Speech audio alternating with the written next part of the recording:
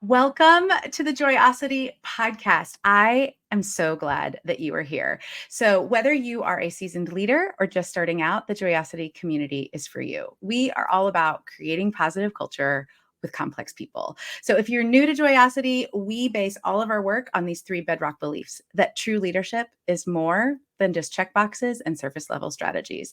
It requires a profound connection to everything that makes us human. And using genuine curiosity, we create this positive culture with all those complex people because complex people is all we got. That's who we are. And then joy is the heartbeat of a healthy leader and a healthy organization. So we're putting joy and fun and play right in the center of our work. And every week on Joyosity, we bring you a dynamic conversation with experts and leaders sharing more than just a couple tricks or tips to help you lead well. We're building a movement together with you based on hard-won wisdom or real-life experience and leading research. I'm Jen Whitmer, international speaker, leadership consultant, and all-around joy bringer, hosting you and guiding us along the way. We're going to move from ideas to action and embrace the challenges that come with leading in this ever-changing, dynamic world. So I want you to be ready because especially in this episode today, we are on part 2 with Moe Carrick. You're going to want this, like, I can use this tool right now, or that gasp and gut punch deep insight that's going to help you transform. So get your multiple beverages ready. I always have several. And get your speakers, your headphones, maybe even some Post-its so you can capture that quote you want to come back to. So if you are new to Moe, if you didn't listen to last week's episode, she is an internationally respected pioneer in the practice of workplace culture. She has award-winning frameworks. She's worked with Nintendo and Amazon and Nike and has 3 best-selling books. And last week, we were talking about why culture matters, the definition of culture, and what that does for an organization, and particularly why that matters in small organizations. So we are going to pick up our conversation today. So let's welcome Moe back. Hi. So good to be back. I know. I'm so glad that you're here. If you missed last week, go back and listen to Mo's story and how she got here. It's a really great story of from the outside to the inside in some ways, outward bound into inside organizations. We left off our conversation last week talking about culture, and the definition of culture is the way we do things here. I love that definition you've offered us. And that when we create positive workplace cultures, we reduce that churn, we reduce employee turnover, we reduce the friction. And we're talking about joy, and having joyful and positive workplace culture isn't meaning that we're all happy all 8 hours that we are at work. And you brought up joy and toil. And one of the things that, as I am working on the Joyosity book, is really the opposite of joy isn't work. Sometimes we think that the opposite of joy is work. The opposite of joy is toil. And when we feel toil and it feels, you've done that, like, why do I have to fill out the form this way? Or this kind of workaround because another department is requiring this and I don't understand why. Those are experiences of toil. And when we experience toil over time, we are less receptive to learning new things. We are less likely to offer other solutions because we feel that pushback of, well, nobody's going to do it anyway, which as an organization at scale, when you have your people not operating, as you said, bringing their full greatest self to work, it really impacts us. So today, I would love to tell us how. Like, okay, we've talked about why. This is super important. I am ever wanting to make things practical because information is not transformation. So let's talk first about the leader. So, like, you have some significant leadership influence either on your team or in your organization. What are some of the things, maybe even some of the questions we should be asking around creating healthy workplace culture? Absolutely. And it's just like a side note before I go there is I was thinking a lot since we talked last about, the why it matters. And we talked about why it matters to the organization, right? Oh, we did, And but the not resources, human. right? But we didn't even tap into why it matters to the individual humans. Yes. There's so much evidence that toxic workplaces and unhealthy workplace culture really shortens our life. Yes. It causes stress-related illness. It leads to divorces and other problems Mhm. at home. The costs in community are staggering. Jeffrey Pfeffer, a Stanford researcher who wrote Dying for a Paycheck, really articulates a lot of Mm, that work. And then to me, there's cost to the world, right? Because if organizations can't thrive and keep the talent they need, then they're not providing the services, the products that the world wants them to succeed in providing. And so mhm. for me, it's all about both the individual human winning, that individual human's family and community winning because they're Absolutely. healthier and thriving in their job where they spend the most time. And then that impacts the world at large, Mm, in my opinion. So it's not at absolutely. all tiny why this matters. Mm-mm. So when we think about what to do about it, and I was looking at my bookshelf, you saw me look over it. There's a book that I can't remember the author, but the title of the book is Bullshit Jobs. Oh, And this guy, you were talking about toil. You were talking about joy and toil. And this guy goes out and interviews people that are in jobs that they don't know what they're doing or why they know what they're doing. They don't know why they're doing it. mhm. That's toil. Yes. Right? When you have no context, no color, you're just grinding away, doing something that seems stupid or unfulfilling or like it doesn't matter to anyone. That really is bad. It really feels Mhm. bad. So I think one of the things as a leader or a business owner that you can really do first and foremost is to figure out and find a way to tell the story of why does your organization do what it does? Why does it matter? Yeah. And why should anyone who works there want to work there in terms Mhm. of why it matters? And it can be you can be producing widgets and have it still be important to quality of life, or you could be on a social or environmental mission. Like it's not only about being a mission driven organization, but it's about understanding what is the meaning of this organization and what is the meaning that I as an employee can ascribe then also to my job. Does it matter to someone? Yes. So getting that clarity of vision and finding a way to tell the story, I think is really critical. Absolutely. The second thing I think matters so much for leaders, which is I think your first point of the question, is that leaders need to first of all like honor and acknowledge that culture exists, whether they have planned for it or not. Yep. It's there. It's It's there. like what back to that analogy of the river or the Yeah, aqueduct. The water is flowing. yeah. It The is water is coming, flowing.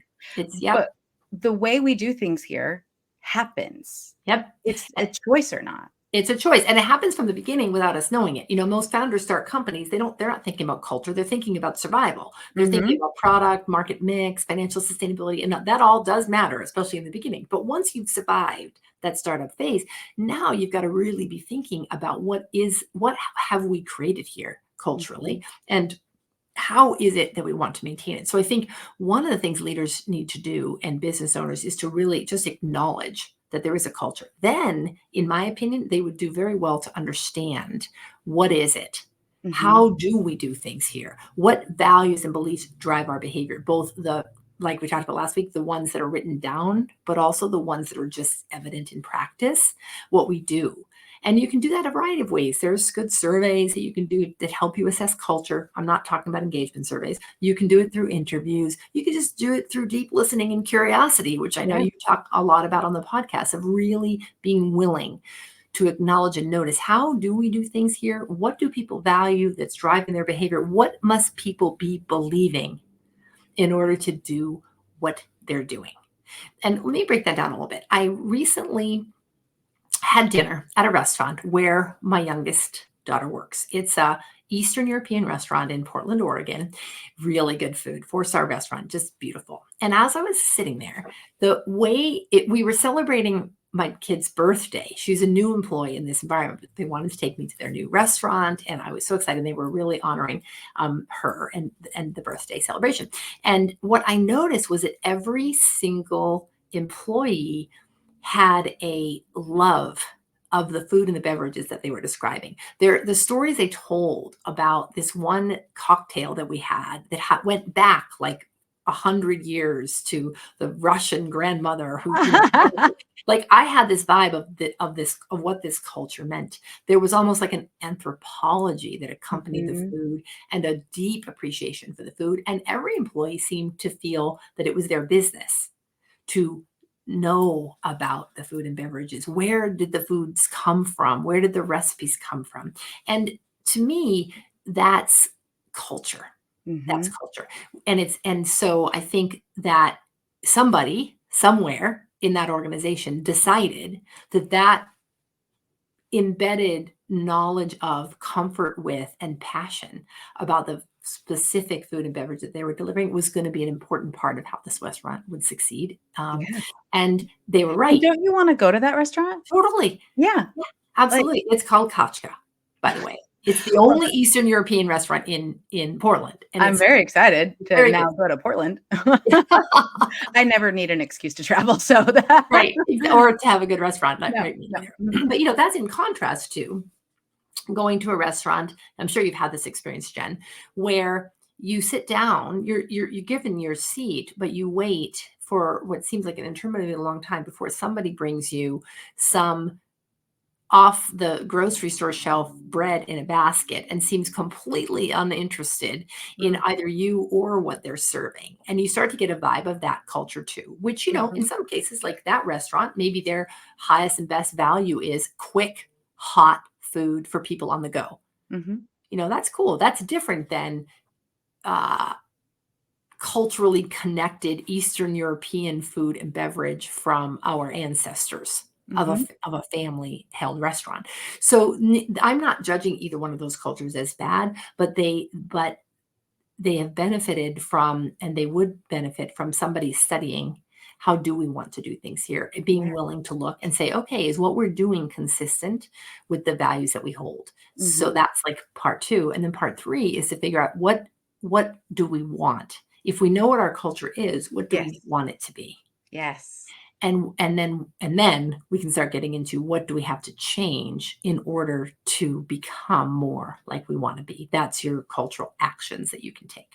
I think one of the things that's so powerful for a leader to do when they are in that curiosity phase and then the I would call it the naming phase. So we're not judging, we're just naming. Yeah. Are to use the words notice and observe. Mm, I'm noticing that everybody's leaving at 3:30 from this office. Everybody leaves at 3:30. Did we That's just a noticing. It's not mhm. judging. It's not like these people are lazy and everybody's cutting out early. It's not saying these people aren't committed. It's just noticing people in this office leave at 3:30. And it's noticing, then asking another question, are they getting are we still productive at 3:30? Like you just Mhm. asking the next question. And when you put it in a space of notice or observe, which is another great feedback technique when you're giving things to people, when you're giving feedback, is I'm noticing this, I'm observing this. And it gives you that space, like you said, to denote or to delineate what is happening Yeah. against how I feel about it. Yeah. Because the story that we're telling about this Eastern European restaurant is it's a connected place, it's warm, it's enjoyable. And the story that we're telling about a place that's not making eye contact and is putting store bread on is that they don't care. Yeah. We don't know that that's true, but that's the story we have in our Yeah. mind that is Totally. different than just observing or noticing what is happening. And I think those are powerful words for leaders to use in this phase when you are curious about your the way we do things here and is it setting up. I'm noticing that we say, I had a client who had an experience where there was downsizing, and this organization, their highest value was care. That was their highest value. And in the downsizing, they let everybody know that it was going to happen. There were some things they did about it that were not awesome, but there were some things they did that were great. And one of them was giving not just the required job training that, like laws require, but creating connections for other people. Like, hey, this is what's going to happen. You get this job training, but I'm going to connect you with this person, and this person who need people like you in their organization. I think you would thrive there. Like that says care, not Mhm. just doing exactly what That's right. my culture, what the law says, but I act as an act of care, even though I cannot keep you because this was a business decision that we had to make because of a loss of an organizational client, I still actually care about you. And that is a connected space. That is a space where the leader is like, okay, I'm really valuing this in very practical ways. Yeah, which gets to leaders being willing to Mm. bravely and courageously also understand their own impact on culture. Oh, you okay over there? I'm totally fine. It's just hashtag just Jen. It is not new in any way, shape, or form. So especially if you follow me on Instagram, my chief Gen officer, Shelby, and my podcast producer always says that I need to make a highlight of all of the Just Gens. And I was like, just a highlight of all the things I've spilled on myself. That feels good. I like it. It's There you it's a go. So cultural yes, dynamic. I'm fine. But yeah, so a brave leader who is gonna do the thing because it's vulnerable to say, I care about this thing and I'm gonna move forward in it. Absolutely. And what you're speaking about that I think is important is cultural imperfection and Mm. repair. Right, because culture at its best, when we do that work and we think about, all right, do we understand what is here about how we do things, and then do we understand what we may want to change, or what where we're aspiring to go culturally to get the best results we want and to be the kind of workplace we want? Because of course, culture has to drive performance. It's not, people often think, oh, they'll say to me even like, oh, you're the people person, like you want everybody to be happy at work. I'm like, so you can kick it.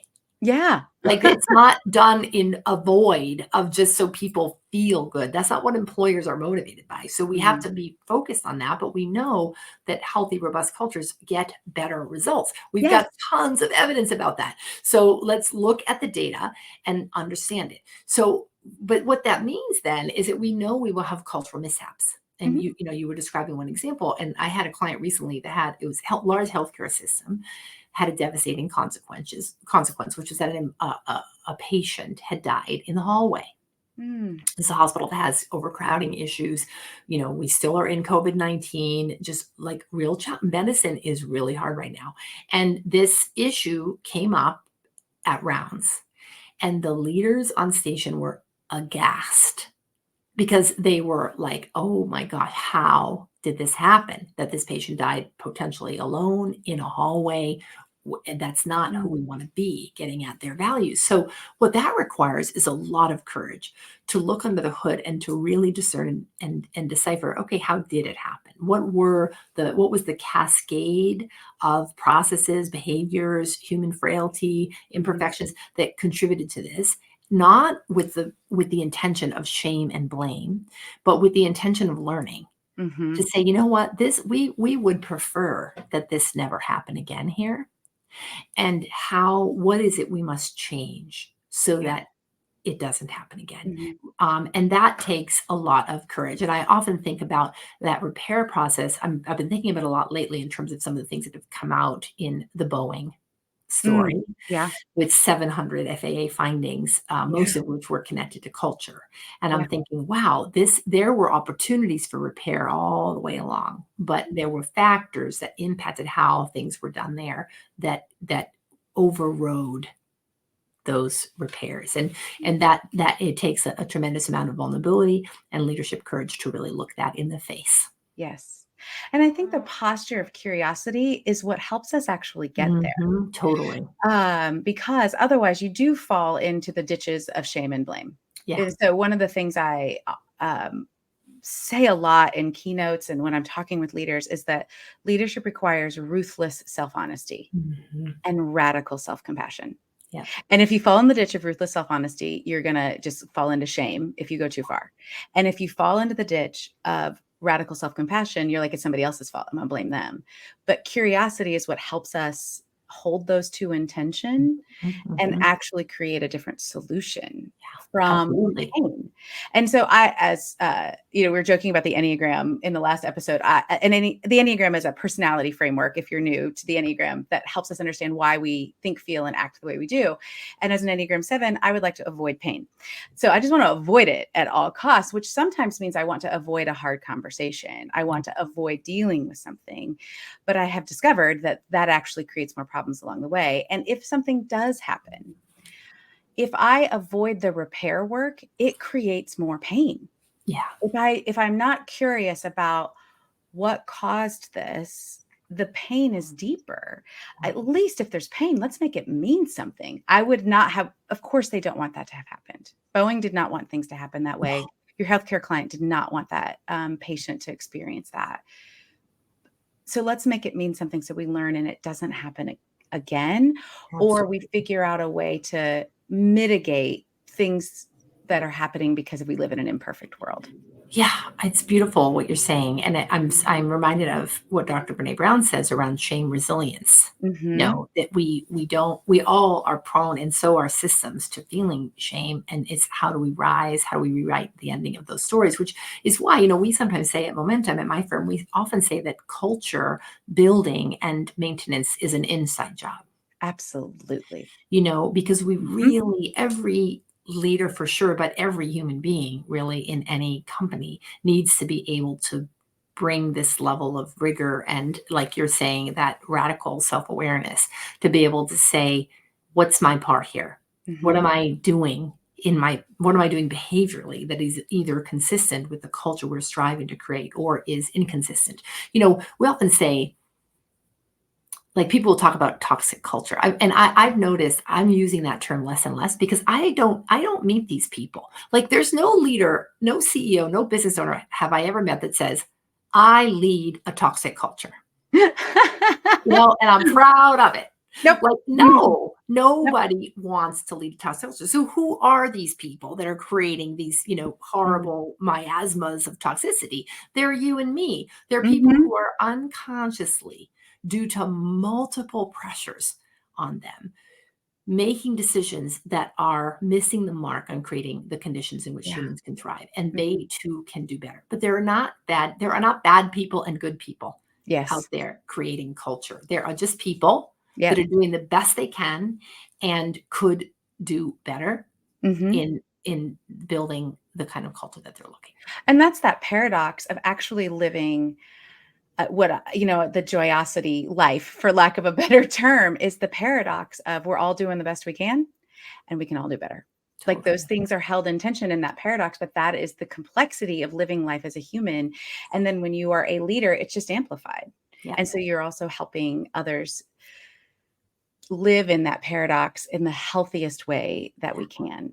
Yeah. So, that there are lots of people that listen that still don't think that they're leaders. They're like, I'm not the one who gets to create the change. Yeah. How do we help that person who's like, I might have one team member or I have a team member of four in this, but I'm not on the leadership team. I'm not at the exec level. How does an employee in that space take what we just said? Like they have to own their own part of it, but how do they manage when they don't get to make the big decisions? Yeah. It's such a good question because I think it can feel quite powerless Yeah. sometimes, when you're just one employee in a system and the Mm, culture maybe is much bigger than you. And so I would say a couple of things, Jen. One is I would say, yeah, the culture is bigger than you. mhm, Like, even in a 20-person company, I singularly can't probably pivot that culture without others beginning to buy into the beliefs that drive our behavior. That being said, there's two things that come to mind for me for each employee. One is the internal work we have to do to recognize that our employment situation is a choice. mm, mhm. And I don't mean that it's an easy choice. Like, I've stayed at jobs that Oh, suck the life out of me. for far too long Be- sometimes. yeah, Mhm, because I had to, mhm. you Yeah. know? But to recognize, I had to, meaning in one case, I needed the money as a Mhm. single mom. In another case, I lived in a geography where there were, precious few jobs. And Yeah. so the one I had, even though it really probably wasn't my best job ever, it was allowing me to support myself. So Mhm. we make deals with regard to our employment that there are very good reasons, to make. And I think sometimes it can be very important and validating for employees who are maybe in a culture where they feel a bit powerless to say, "Oh, hang on a second, I am choosing to work here." Mhm. To recenter on why. Why am I choosing to work here? What Back to trade-off? those values, the Yep, connection, all exactly. that. Mhm. And our research points to 7 things we need from work. They're all included in the Surgeon General's new report on workplace well-being. He Which is mentions 5, right? Which mm, is so good. so Dr. good. Vivek, so brilliant. And if we can look at those needs and say, which of those needs are being met now? And then now we begin to feel engaged because we're like, oh yeah, this is a choice. I'm here. Mhm. Then we can go to part two, I think, which is what is within my control? What Yeah. is within my control in this culture? Can I engage in difficult conversations with colleagues when I see them not walking their talk? Mhm. And when I see values dissonance, am I brave enough to give my boss the feedback they need? Am Mhm. I being self-aware enough to notice my own behavior? And I'll give an example even for myself. So I'm the CEO of my own company. I was a working mother. My kids are grown now, but I know what that's like. And I had an experience about 4 or 5 years ago. I had two staff members who were young mothers. And we have very flexible work. And I thought I was doing a great job helping them to be parents. And as a value I believe highly in. And one of my employees gave me feedback one time that she called it my weekend workplace habit. Hmm. And I was like, what is that? My weekend workplace Tell me habit. more. What she was talking about was that I do often on Sundays, I get creative and I go into my entrepreneur mode and I Mhm. toss things over the bow. Now for me, it's just like, oh, think about this, think about that, right? But for her, the experience was coming in on a Monday morning, finally getting the kid to daycare, and having 5 emails from her CEO of like, try this, try that, that kind of in some cases derailed her focused work. She was a part-time employee Mm. for the 20 hours of the week. Now that's cultural dissonance because Yeah. one of our values is around clarity of role. And she was saying, I get a little demotivated Mhm. when all this entrepreneurial energy hits me first thing because I don't think I can be successful. And so for me, it's like, oh, that's a really good point.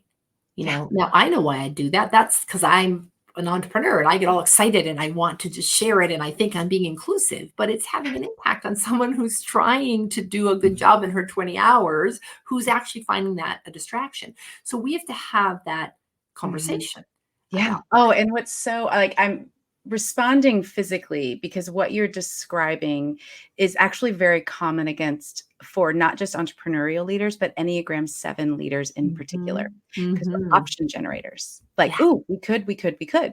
Yes. And when somebody says something to me as a 7, I don't assume it is mine to do. But a lot of the people who work for me, because I am the option creator and they are often more of the doers, they do assume it Yes. is theirs to do.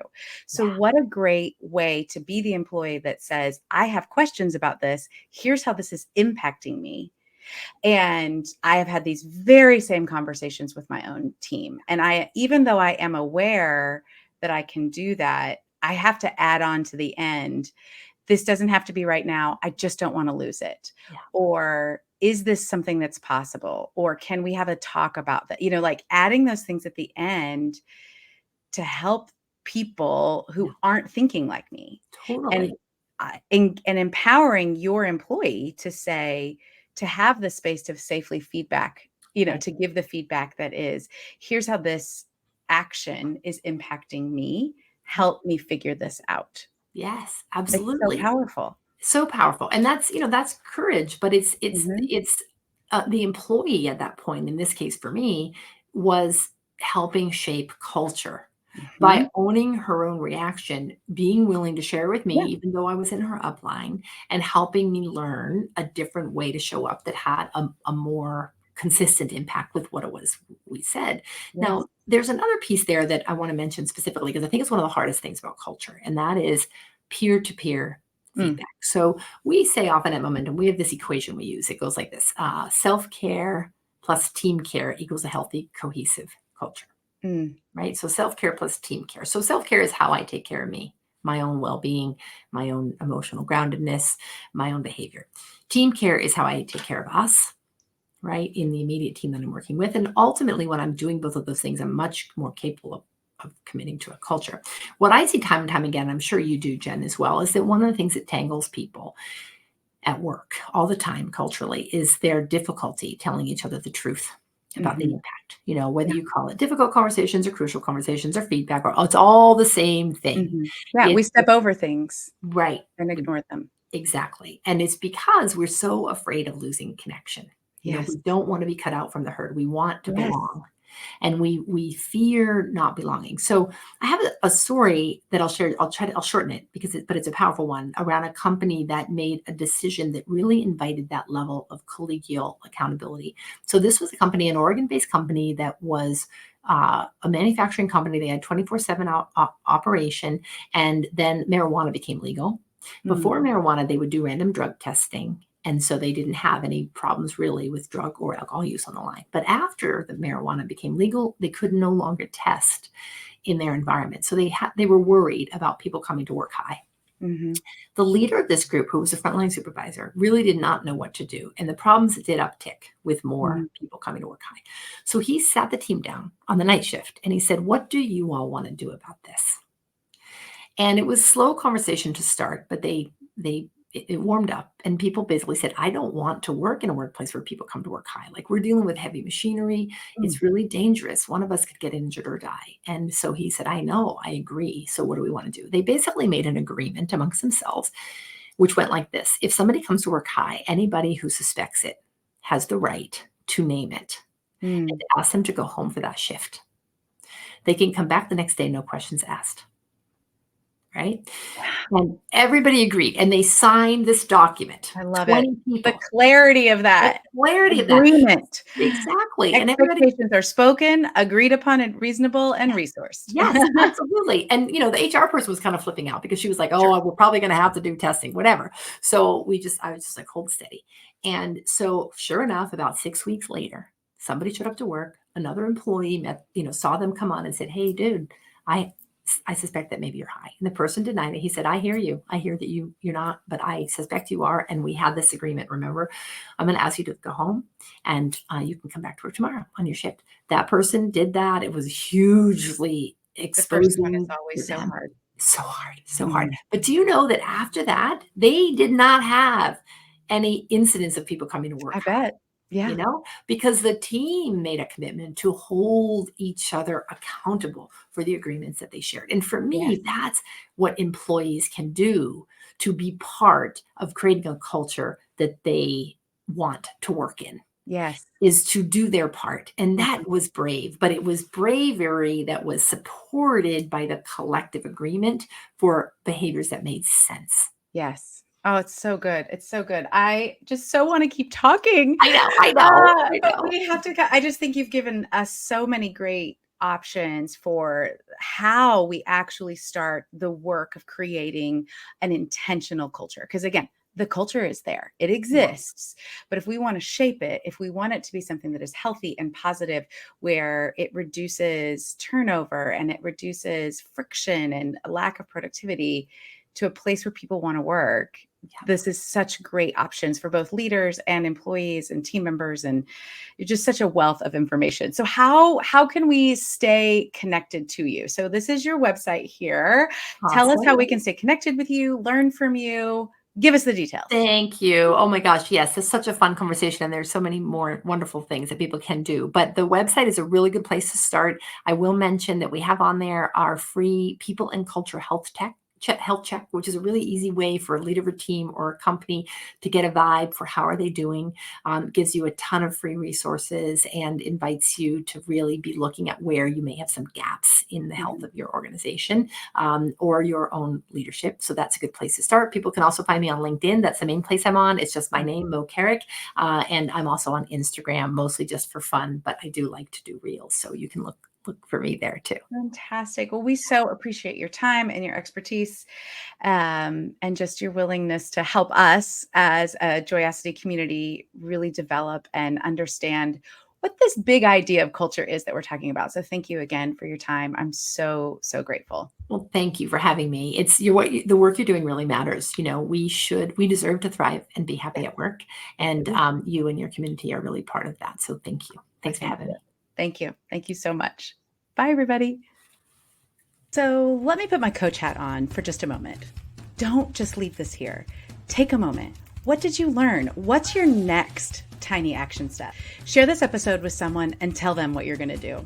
Check the show notes for all the links and connect with us on LinkedIn and all the other socials, or just drop me an email at Jen with 2 N's at jenwhitmer.com. We want to keep this conversation going with you. I know your earballs have a lot coming at them, so thank you for listening to the Joyosity podcast and being a part of our community. Please take a moment to rate and subscribe. It helps more people join us in the movement to create positive culture with complex people. So work is a joy, people are whole, and organizations flourish. Can't wait for you to join us next week.